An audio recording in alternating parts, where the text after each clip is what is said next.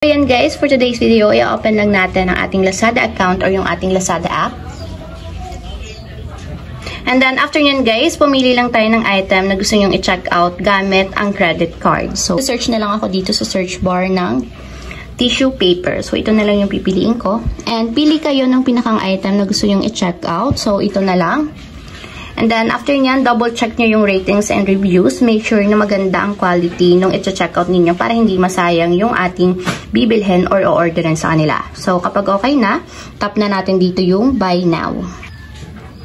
And then, after nyan guys, pili kayo ng variation. So, ito na lang. And then, kapag nakapili na kayo ng variation ng item, scroll up lang natin.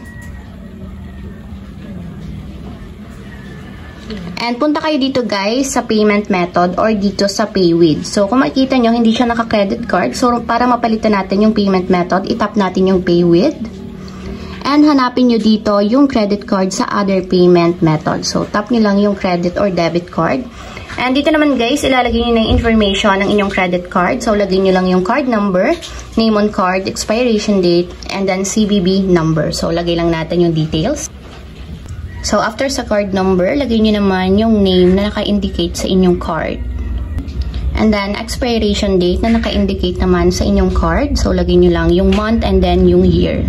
And then, yung CVV number naman guys is makikita sa likod ng inyong physical card. So, yun yung 3-digit or 2-digit number. And then, kapag okay na guys, tap na natin yung confirm selection.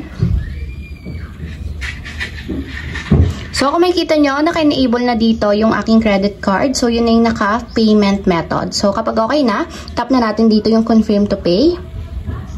So, ayan guys, kung makikita nyo is payment success. So, nabawas na sa aking credit card yung binayad ko dito sa Lazada. So, ayun lang guys.